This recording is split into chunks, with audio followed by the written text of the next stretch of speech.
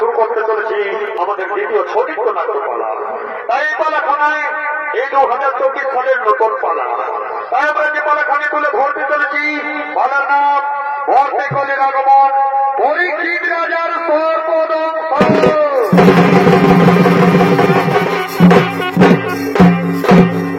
তাই মাননীয় দর্শক মন্ডলী, এই পালাতে নেওয়া হয়েছে মহাভারত থেকে। তাই হলধর রচিত এই পালার মাধ্যমে কোনো নাচে গানে ঝাঁপে তালে এমনকি কোন ভাষাতে ভুল ত্রুটি হয়ে থাকে আপনারা নিজে মনে করবেন মার্জন শুরু করতে চলেছে। তাই এদিকে দাপর যুগে হস্তিনাপুরে ধর্মরাজ যুধিষ্ঠির তার ধর্মরাজ্য স্থাপনায় রাজ্য পরিচালনা করতেছিলেন। এমন সময় মধ্যম পাণ্ডব অর্জুন তার পুত্র অভিমন্যুর স্ত্রী উত্তরার গর্ভে পালিত হচ্ছিলেন পরীক্ষিত রাজা। তাই একদিন গৌরবের আদেশে মৎস্যস্থলা সেই উত্তরার মাতৃগর্ভে ব্রহ্মবান মেরেছিলেন এবং ব্রহ্মবানের তেজ সহ্য না করতে পেরে উত্তরা চিৎকার করে বলে, ওকে কোথায় এসো, আমার গর্ভস্থ শিশুকে রক্ষা করো, কে যেন আমার গর্ভস্থ শিশুকে হত্যা করতে চলেছে। তাই কাতর আর্তনাদে সাড়া দিয়েছিলেন নররূপী নারায়ণ। তাই নারায়ণের হাতে সেই ব্রহ্মবানের হাত থেকে রক্ষা করেছিলেন রাজন পরীক্ষিতকে এবং স্বয়ং রাজন পরীক্ষিত সেই নররূপী নারায়ণের হাতে লালন পালন হয়েছিল। তাই মহামান্য দর্শক মন্ডলী, যে ব্রহ্মবান নিমেষের মধ্যে জলবায়ু, বাতাস, পাহাড় পর্বত এমনকি সমস্ত পৃথিবীকে ধ্বংস করে দিতে পারে, সেই ব্রহ্মবান থেকে রক্ষা পেয়ে কিভাবে তার সর্বদংশন হয়েছিল, তাই আমরা ছৌ-নৃত্য নাট্যের মাধ্যমে আমরা তুলে ধরতে চলেছি এবছরের নতুন পালার নাম ভরতে কলির আগমন, অপরীক্ষিত রাজার সর্বদংশ।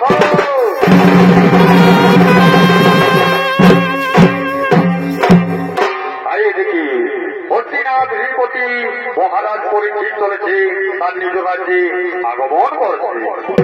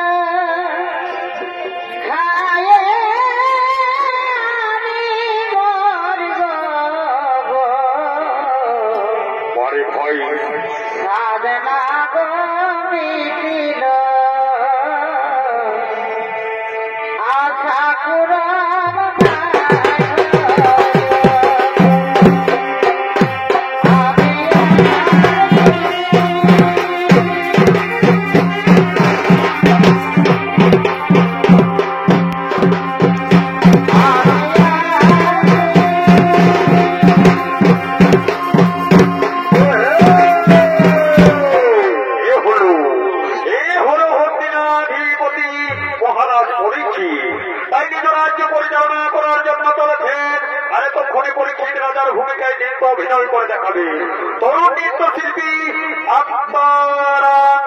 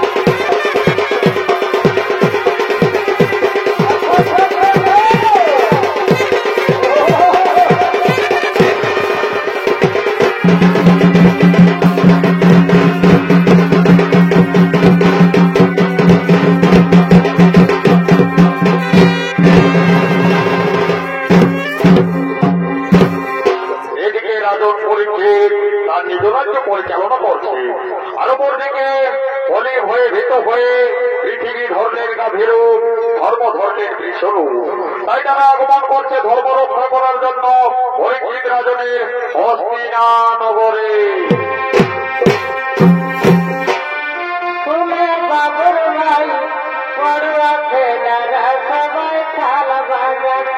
আরে ভাই স্কুলে বাবুর ভাই বড় আছে দাদা সবাই খেলা বাজাচ্ছে।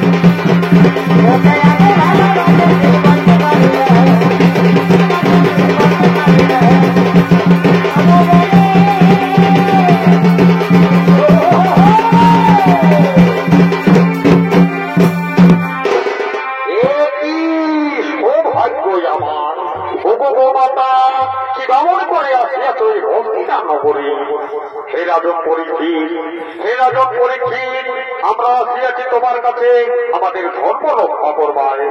একই মাতা, আমি সামান্য নররাজন হয়ে কি প্রকারে পারিব সেই ধর্ম রক্ষা করিতে? শোনো রাজন, তুমি যদি আমাদের ধর্ম রক্ষা করবে তাহলেও ঘটন ঘটবে। আর শোনো, ওই দেখো আমার পুত্র বৃষ, সে অনেক কষ্টে রয়েছে, তাই তুমি তার ধর্মপথ থেকে রক্ষা করো।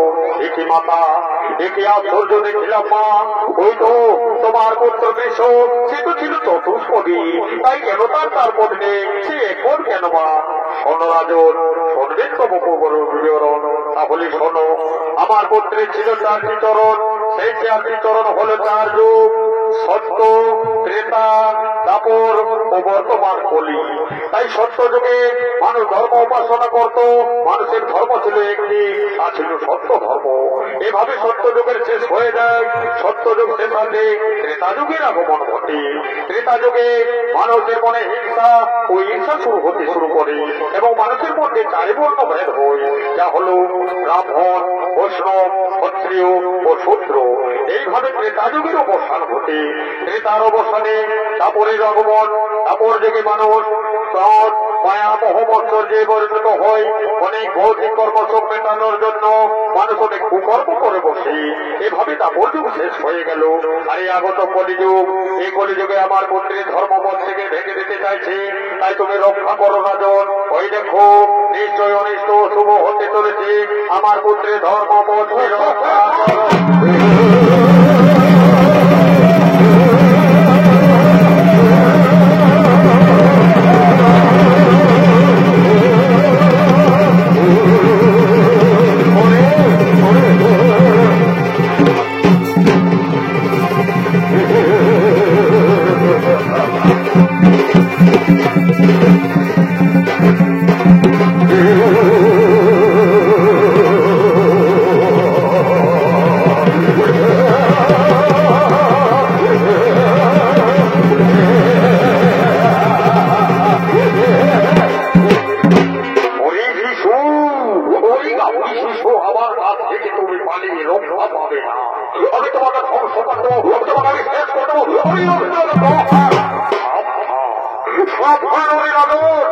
আমার রাজ্যে সে তুমি করিয়াছ, সে তুমি তো পরিচয় দাও করে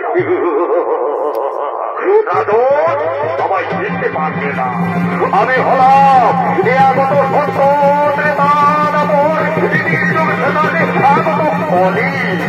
আমি এসেছি আমার রাজ্য ভার করতে, আমায় দিন আমায় রাজ পাঠাবে, রাজ্য বিস্তার করবো। তুমি অহংকারী কলি, তা কখনো সম্ভব হবে না, তোমার তা কখনো সম্ভব হবে না। তুমি যদি তোমার রাজ্য পান করতে দাও, তাহলে আমি আমায় যুদ্ধে পরাস্ত করো, তারপর তুমি বলবে তোমার রাজ্য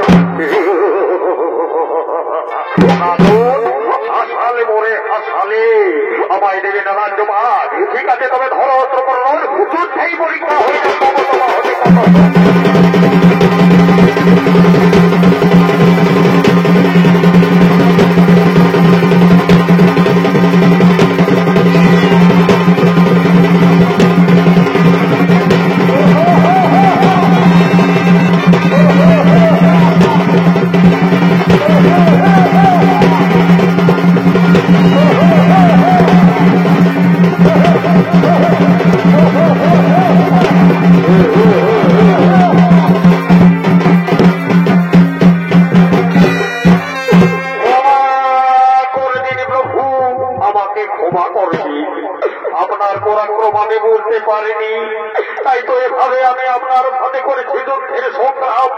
আমাকে ক্ষমা করে দিন প্রভু, আমায় ক্ষমা করে দিন। ওঠো ওঠো রে কলি, আমি তোমায় ক্ষমা করে দিলাম, কিন্তু যাও যাও রে কলি, আমি যেন তোমায় করে দিয়ে হস্তিনা নগরে তোমার মুখ দর্শন না করি। তুমি চলে যাও আমার রাজ্য থেকে। ওগো প্রভু, ওগো প্রভু, তাড়িয়ে দেবেন না মনে, আমায় যদি তাড়িয়ে দেন তাহলে অশুভ হবে। এই সত্য ত্রেতা দাপর তিন যুগ শেষ হয়ে গেল, আবার কলিযুগ, আমায় কলিযুগ সূচনা করতে দিন প্রভু, আমায় কলিযুগ সূচনা করতে দিন। শোনো রে কলি, তোমায় কলিযুগ আমি সূচনা করতে দেব ঠিকই, কিন্তু যাও, আমি তোমায় চারি জায়গায় স্থান দিলাম। তুমি থাকবে মদের আলোয়, তুমি থাকবে বেশালয়, তুমি থাকবে কষাইখানা, যেখানে পাবে দাবিদের সংস্পর্শ, সেই স্থানে তোমার হইবে স্থান। কৃতজ্ঞ করে আমার দিলেন রাজ্যভার, কিন্তু আমি চার জায়গাতে ছিলেন পূর্ব উত্তরাধিকার। আমি তো পূর্বে চার জায়গাতে বসবাস করি প্রভু, আমায় নতুন পর বিশেষ জায়গা দিন প্রভু, আমি যেন মনের সঙ্গে সেখানে বসবাস করতে পারি। বলি বলি, বলো তুমি কোন জায়গাতে থাকতে চাও? ওগো প্রভু দয়াময়, আমায় যদি কৃতজ্ঞ হয়ে থাকেন মোর ভাবে, তাহলে দিন মনে আমি যেন স্বর্গরক্ষ বলে মানব ধররত্নের ওপর হয়ে তার এই আশাদিন মরে। বলি বলি, তোমার ইচ্ছা হইবে পূর্ণ, যাও যাও, তোমায় আমি স্বর্ণরূপ মনে মানব ধনরত্নের উপর তোমায় দিলাম স্থান। কিন্তু মনে রেখো, যে ধনরত্ন চুরি করে মানুষ নিজের বলে স্বীকার করবে, যে স্বর্ণরত্ন চুরি করে মানুষ নিজের বলে স্বীকার করবে, সেই সব ধনরত্নের উপর তোমার হইবে স্থান, তোমার সেই সব ধনরত্নের উপর হইবে স্থান। এই প্রভু, আমি এইটুকু সম্পত্তি দিয়ে অনেক সন্তুষ্ট, আপনার কাছে আমি চিরদিন কৃতজ্ঞ থাকবো। এখনই এখন আমি আসি, আমায় রাজপাট করতে হবে, আমি এখন আসি, আমি এখন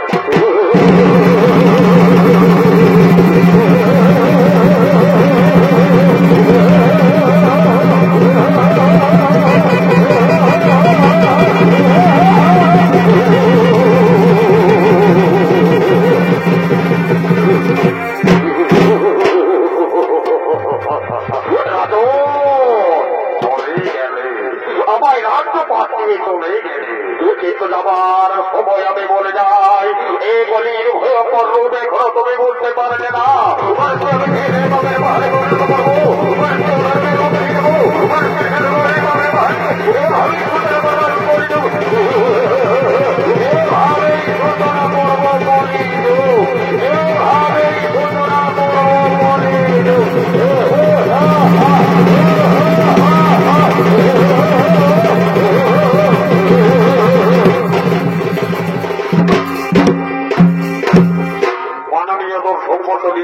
এভাবে কলিযুগের সূচনা হয়েছিল।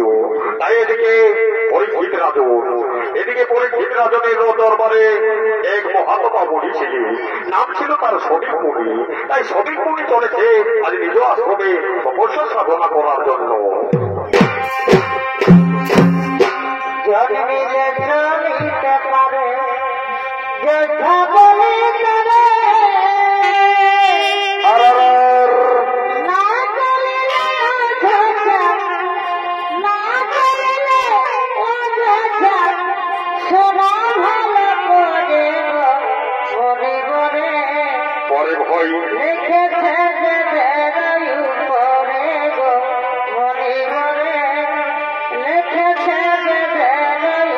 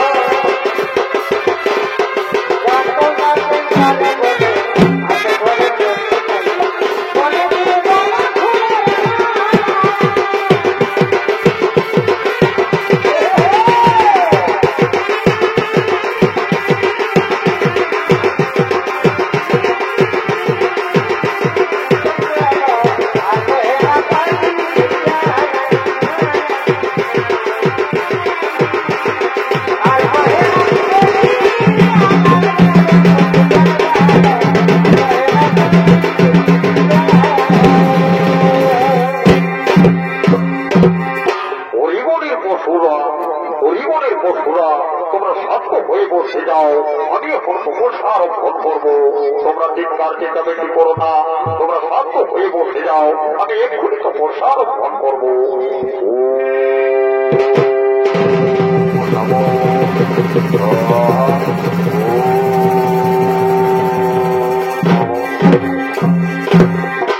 এদিকে পরীক্ষিত রাজন তার নিজ রাজ্যে রাজকার্য পরিচালনা করছে। আরেকটি রাজন ভ্রমণ করতে করতে তার রাজ্যে স্বর্ণমুকুট দেখতে পায়। তাই মহামান্যতর সম্পাদনী সেই স্বর্ণমুকুট ছিল রাজা জরাসিংহের, এবং সেই স্বর্ণমুকুটের প্রতি লোভ ছিল পাঞ্চালী দ্রৌপদী। তাই মহাবলী ভীম সেই জরাসিংহ রাজকে বধ করে পাঞ্চালীকে এনে দিয়েছিলেন সেই স্বর্ণমুকুট।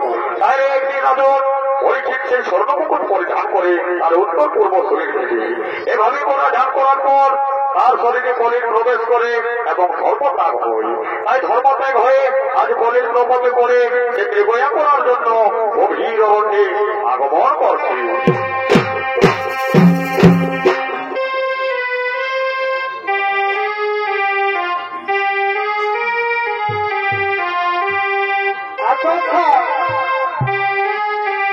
Wow.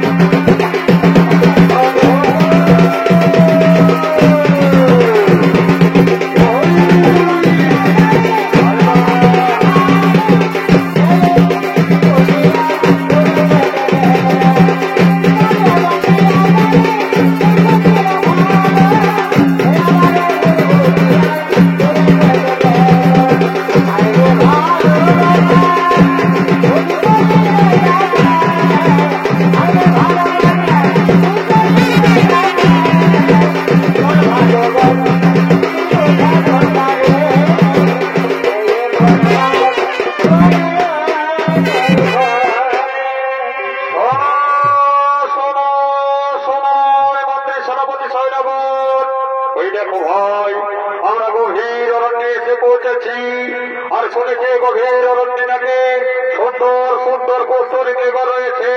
তাই ওরে ভাই আর বিলম্ব নয়, চলো সকলে আবার তৈরি হয়ে নে, নিশ্চয়ই গভীর অরণ্যে আবার স্বীকার করবো। হে মহারাজ, ওই তো মহারাজ ওদিক থেকে কোন ফসল ভেসে আসছে ঠিক শিশুর। আর বিলম্ব নয় মহারাজ, নাও সকলে আমরা তৈরি হয়ে নে। ওই তো ওদিক থেকে আসছে।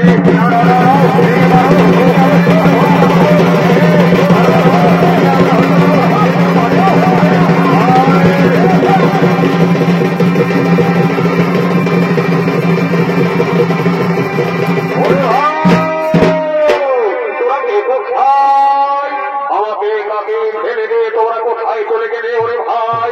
আমি এখন কি করবো? এই তো এদিকে সন্ধ্যা ভরিয়াছে, সন্ধ্যা ভরিয়াছার আগে আমায় অরণ্য থেকে বের হয়ে যেতে হয়ে, না হলে আমায় হিংস্র জন্তু জানোয়ার আমায় আক্রমণ করবে। কিন্তু না, আমি তো ক্লান্ত, আমার সর্বশরীর ক্লান্ত হয়ে আছে। আমি কি করবো এখন? প্রচন্ড তৃষ্ণা পেয়েছে আমায়, কোথায় পাই আমি এই কিন্তু জল? ওই তো এই মুড়ির আশ্রম দেখা যায়, আমি সে আশ্রমে যাবো, আমি সেখানে জল পান করবো। আমি কি রোপণ করবো না? আমি যাই সেই আশ্রমের দিকে। কি আশ্চর্য! মুনি তুমি জানো তো, কিন্তু যে আমায় বড় টিকা পাবে সে মনিবর, আমায় একটু জল দিই, আমি জল পান করবো। কিন্তু না, আমি তোমার তারে ডাকলাম, কিন্তু আমার মধ্যে সারা দিল না। ওই মনিবর, আমার রাজ্যে থেকে তুমি এভাবে আমায় অবজ্ঞা করবে? ঠিক আছে, আমি আজ বেবাসা কাতর হয়ে গেলাম, কিন্তু আমায় একটু জল দিলে না তুমি। আমি তোমার কাছে দণ্ড দেবো। এই তো এখানে বৃত সর্ব মনে রয়েছে। আমি এই বৃত সর্ব তোমার বলে নিয়ে আমি পালিয়ে যাবো। আর বিলম্ব নয়, আমি তোমার বলে নিয়ে পালিয়ে যাবো। আর যখন তোমার ধ্যান ভঙ্গ হয়ে যাবে, তখন তুমি উঠবে, আর তুমি না দেখে আজকে সুর উঠবে। আমি এই সুযোগে পালিয়ে যাবো, আমি এই সুযোগে পালিয়ে যাবো।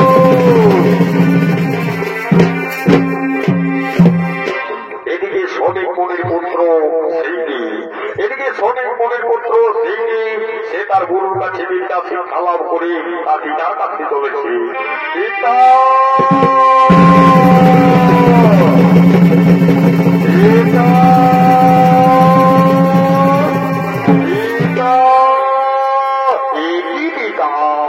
একই আশ্চর্য! আজ তোমার বলি সর্প, ওগো পিতা তুমি ধ্যানস্থ অবস্থায়, কিন্তু তোমার বলি তো সর্প কেন? ওগো পিতা, তাহলে কি তোমায় সর্পে দংশন করেছে? না, আমার পিতাকে আমায় গিয়ে দেখতে হবে। আমার পিতার বলি কি সর্প? একই পিতা, এ তো মৃত সর্প পিতা। কিন্তু না, এ কখনো হতে পারে না। নিশ্চয়ই আমার পিতার সঙ্গে কেউ মহান করেছে। আমায় ধ্যান যোগে জেনে নিতে হবে কি করেছে কাজ। আর বিলম্ব নয়, আমি এক্ষুনি ধ্যান যোগে জেনে নেব।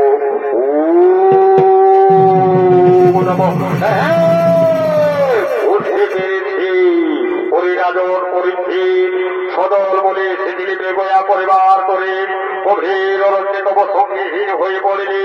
মৃগ শিশুর কিছু ধা করতে করতে ক্লান্ত শরীর নিয়ে এসেছিলি মোর পিতার বুটে। আমার পিতার কাছে তুমি কাতর হয়ে জল দিয়েছিলে, কিন্তু পিতা আমার সদুত্তর নেইনি বলে আমার পিতার করলে অবজ্ঞা অপমান। ওরে মূর্খ রাজন, আমি তোমায় অভিশাপ করি, যাও তোমার খাতির ভিতর হয়ে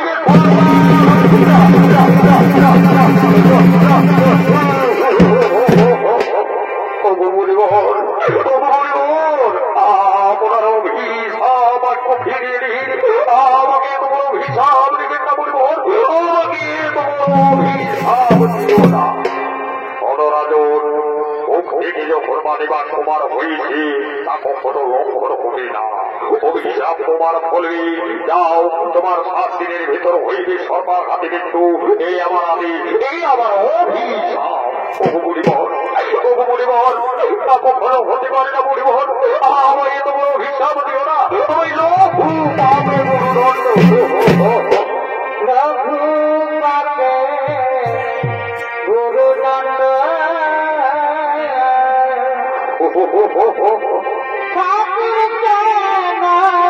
দিলে মরে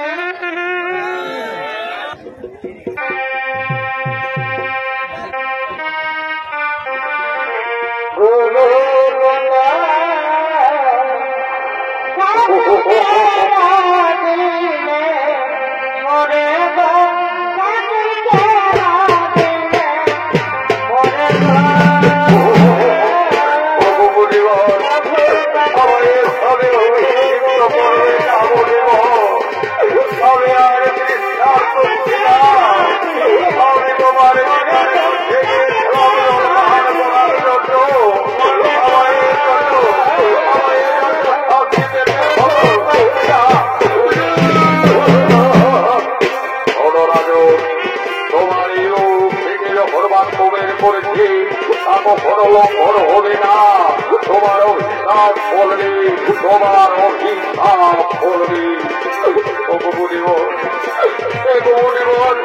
আমায় এত বড় আমাকে আমাকে আমার মুক্তির উপায় বলে দে, আমার মুক্তির উপায় বলে দে।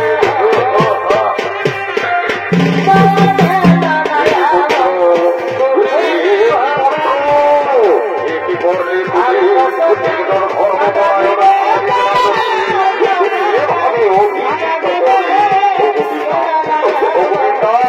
আমি আপনার বলিগৃত সর্ব দেখি সমস্ত রাখতে পারিনি, তাই তো আমি প্রত্যেক বসে করেছি রাজনের অভিশাপ।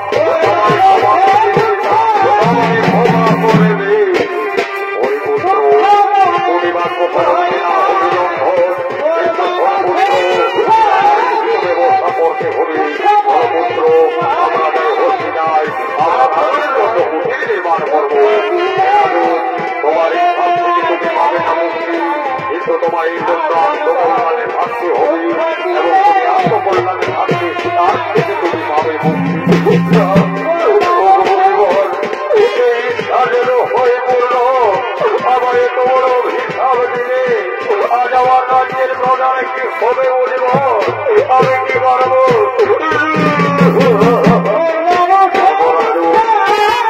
পরিবার তো হবে না লঙ্ঘন, তাই তোমার আত্মকল্যাণে থাকতে হবে। আমরা হসপিটালে যাই, তোমার কুটির নির্মাণ করবো। আমরা হসপিটালে যাই, তোমার কুটির নির্মাণ করবো। আমরা তোমার কুটির নির্মাণ করবো প্রভু। হই পূর্ণ প্রভু, আমার কুটির নির্মাণ করিও। আমি যাব হসপিটাল।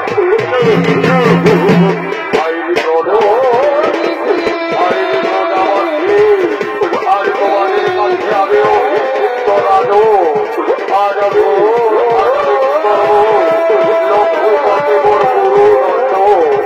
আজ পিপাসায় কাতর হয়ে আমি গেলাম মনির কাছে, কিন্তু সে আমায় দিল অভিশাপ। না, আমি আর আমি যাই ফিরে হসপিটাল, আমি ফিরে যাবো হসপিটাল, আমি ফিরে যাবো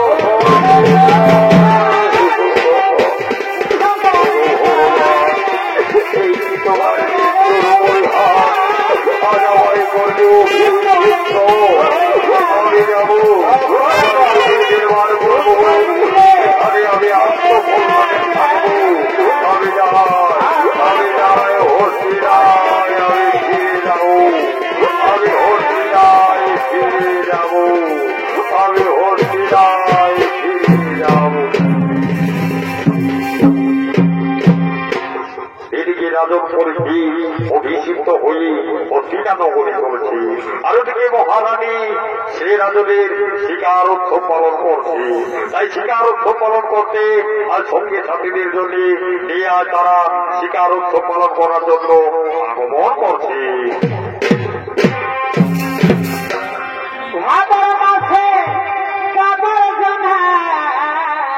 আর কি ঘুরল কি ঘুরল এ বাবুর এবং ভাদর মাসে কাপড় জমা এ বাবুর মায়ালো জামা মার ঝোলি করে দে গগলি ছড়াতে পোহালে ভিজেছি ডভা মাছ রাখে দে মার ঝোলি করে দে গগলি ছড়াতে পোহালে ভিজেছি ডভা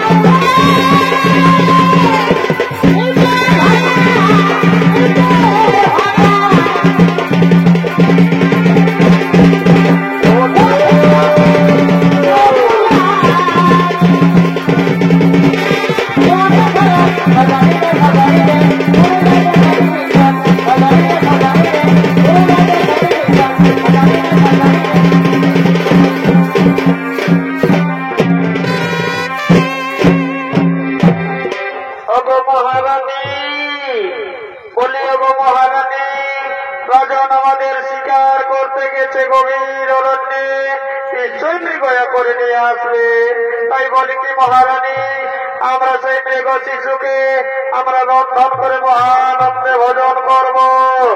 এই সখীগণ, তাই হবে নিশ্চয়ই আমরা রন্ধন করব, কিন্তু বলি কি তোমায়, যাও তোমরা আর বিলম্ব করো না, তোমাদের রাজনের আসার সময় হয়ে গেল। যাও তোমরা রাজনের জন্য কিছু জল খাবারের ব্যবস্থা করবে। হ্যাঁ রানী, আমরা যাব, আমরা নিশ্চয় রাজনের জন্য জল খাবারের ব্যবস্থা করব। আমরা যাই, আমরা যাই রানী। তোমরা যাও, তোমরা রাজনের জন্য জল খাবার দিয়েছ। এদিকে রাজন ক্লান্ত হয়ে হচ্ছি নাই। রানী, একই স্বামী তুমি ফিরে এসেছ। হে রানী, আমি ফিরে এসেছি, আমি সশরীরে তোমার কাছে ফিরে এসেছি। অগস্বামী, তোমায় না দেখতে পেয়ে আমার যে মন ভালো নেই, তাই তো তোমায় আজ পেয়েছি। এসো আমার কাছে, এসো, আমায় ধরা দাও।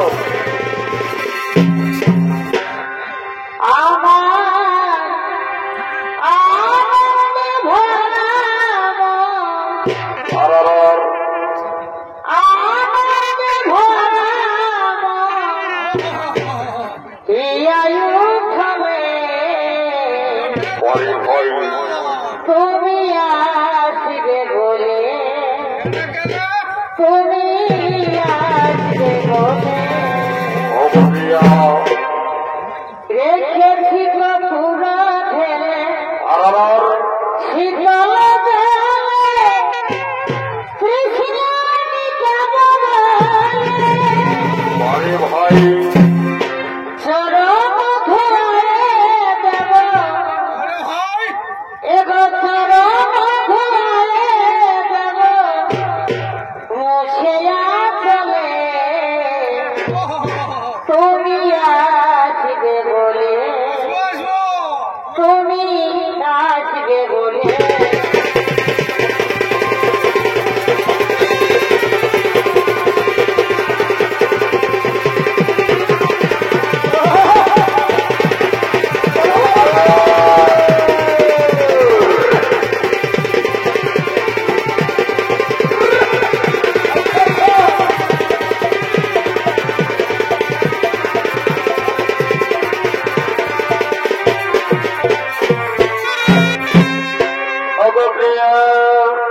আমি অগভীরতে স্বীকার করতে গিয়েছিলাম ঠিকই, কিন্তু বারংবার তোমার কথা মনে পড়ে, তাই তো নিজেকে স্থির না রাখতে পেরে এসেছি প্রিয়া তোমার কাছে। এসো, আমায় ধরা দাও, আমার বাহুতে প্রেমালিঙ্গন করো। চোখে চোখে কথা বলো,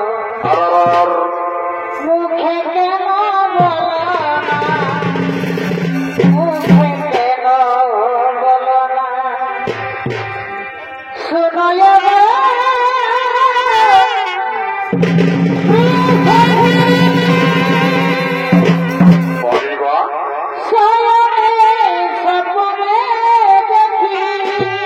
তোমার দিয়ে তোমায় না দেখে আমার,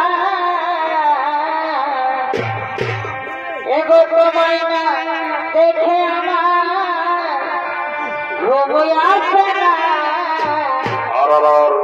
চোখে চোখে কথা বলো, মুখে কেন বলো না, মুখে কেন বলো না।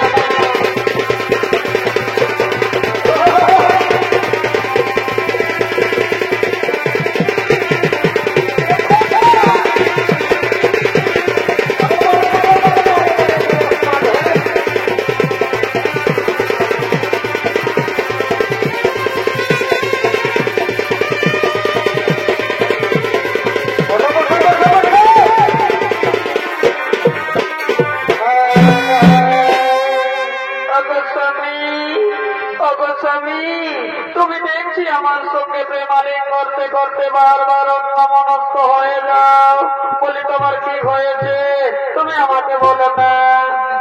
রানী, আমার কিচ্ছু হয়নি, আমি এই তো মন থেকে এলাম, তাই আমার সর্বশরীর ক্লান্ত। আমি বলি কি, যাও তুমি আমার জন্য কিছু তো খাবার নিয়ে এসো, আমি ততক্ষণই এখানে একটু বিশ্রাম করি। আমি যাব, আমি তোমার জন্য নিশ্চয়ই কিছু খাবারের ব্যবস্থা করব, ততক্ষণে তুমি এখানে একটু বিশ্রাম করো। হে রানী, আর বিলম্ব করো না, যাও যাও তুমি আমার জন্য কিছু নিয়ে এসো, আমি ততক্ষণই এখানে একটু বিশ্রাম করি। আমি যাই, আমি যাই।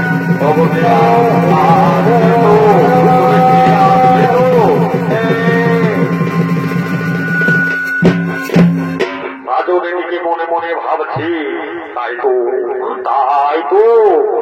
আমি আজ আমার রানীকে মিথ্যা কথা বললাম। আমার ব্রহ্মসাপের কথা রানী জানে না, আমার প্রজাবাসী কেউ বলতে পারে না, কিন্তু তারা যদি জানতে পারে আমার ব্রহ্মসাপের কথা, তাহলে আমায় ধিক্কার করবে। কিন্তু আমি কি করব? ওই তো আমার কুটির নির্মাণ করে দিয়েছে, আমি সেই কুটিরে গিয়ে বিশ্রাম করব, আমার কুটিরে আমি একাকেই থাকবো। আমি যাই, আমার কুটিরে আমি বিশ্রাম করব। এদিকে বলে, এদিকে রাজনাথ তার কুটিরে বিশ্রাম করছে, আর ওদিকে অন্তিম 6 দিন পার হয়ে আর রাজনের অন্তিম 7ম দিন। তাই 7ম দিনে আর যে প্রবেশে ব্রাহ্মণ রূপ ধারণ করেছে তক্ষকনাথ, তাই চলেছে রাজনের কাছে এই প্রবেশী ব্রাহ্মণের রূপ ধারণ করে।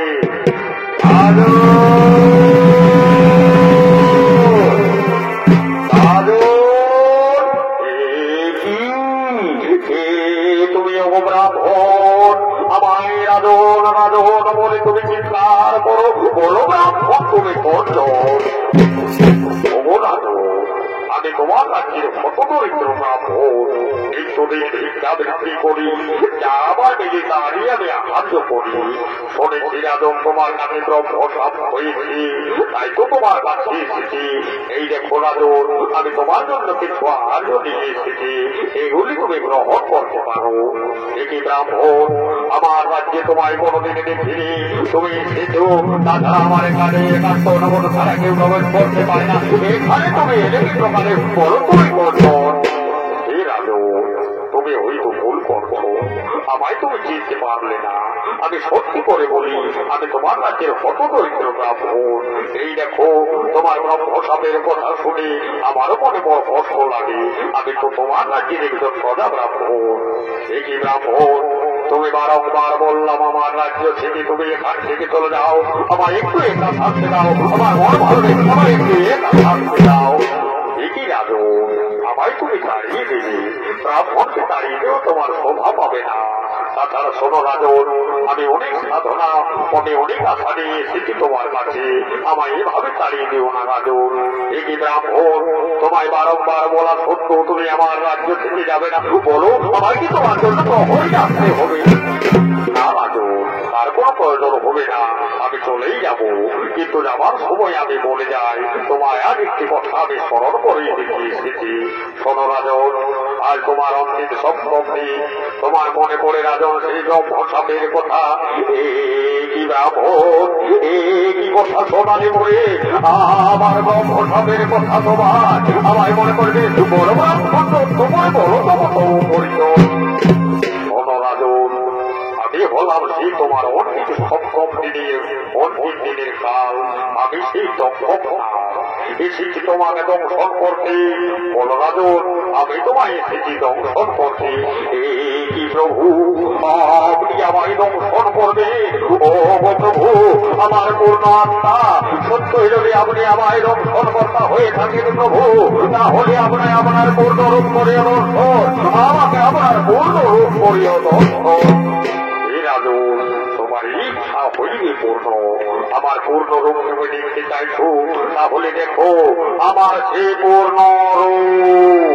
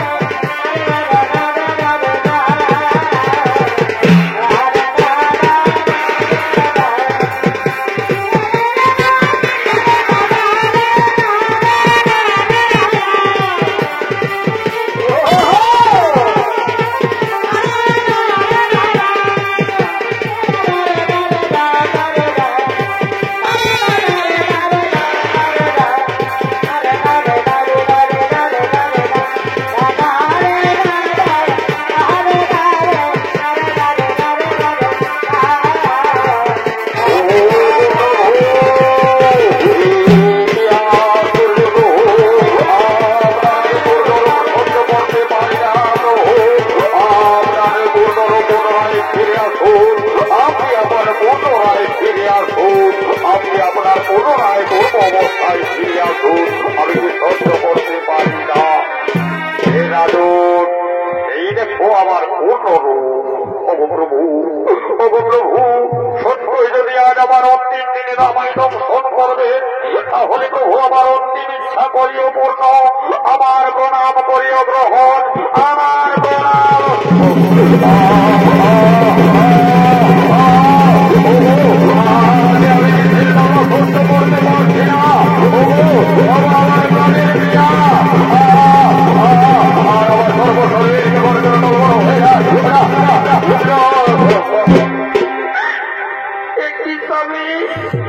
তুমি ভাবেনি, এভাবে কেন তুমি আজ কথা বলছো না? কি বললো স্বামী? এই তো আমার এভাবে তুমি চিৎকার করে ডাকলে, কিন্তু কেন তুমি আজ স্তব্ধ হয়ে গেলে? স্বামী, তোমার কি হয়েছে? আমায় বলো না স্বামী, তোমার কি হয়েছে? সর্বশরীর নীল হয়ে আছে, এই তো তোমার মস্তকের সর্বাঘাতের চিহ্ন।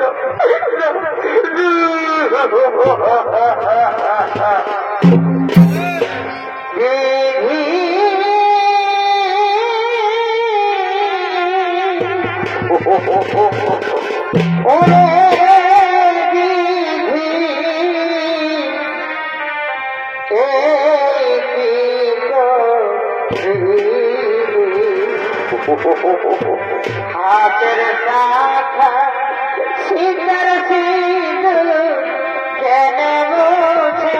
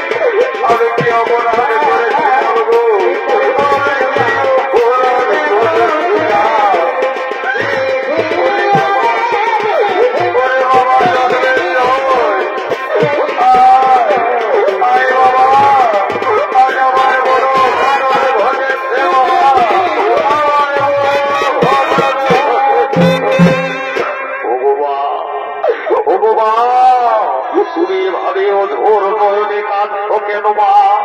তোমার কি হয়েছে মা? আমায় তুমি খুলে বলো মা। ওরে বাবা, ওরে বাবা, আজ আমার বড় অজনক ঘটেছে। ওই দেখ বাবা, তোর পিতা আজ মৃত্যু সজ্জায়, আজ তোর পিতা মৃত্যুর বলে ধনিয়ে পড়েছে। এ কি বা, এ কি বা, আমার পিতার মৃত্যু হলো। ওরে বাবা, ওরে বাবা,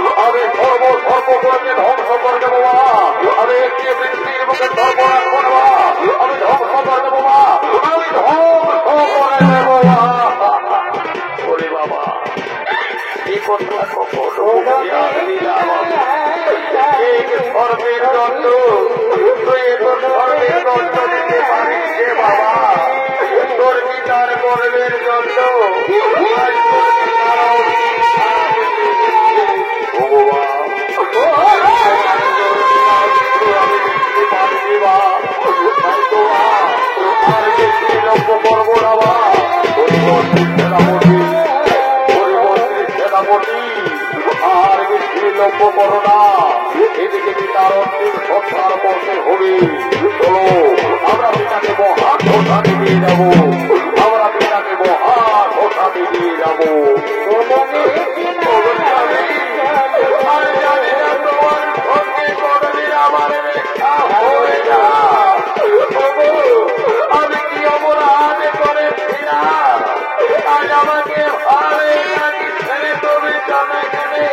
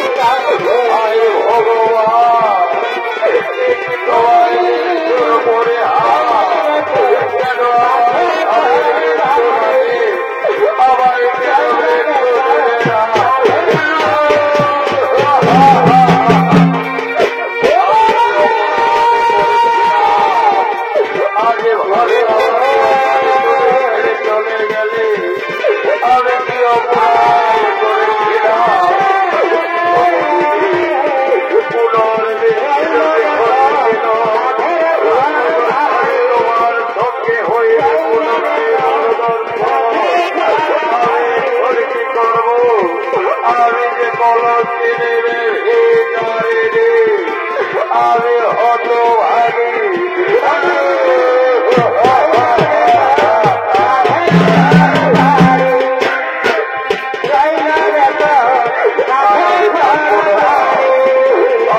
থাকবো না।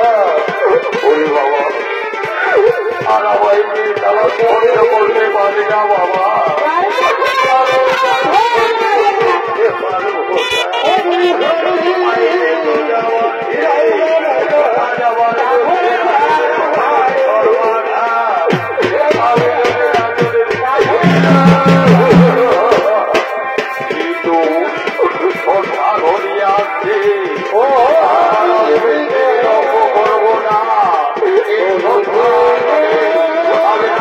রাজ্য থেকে পালিয়ে যাবো।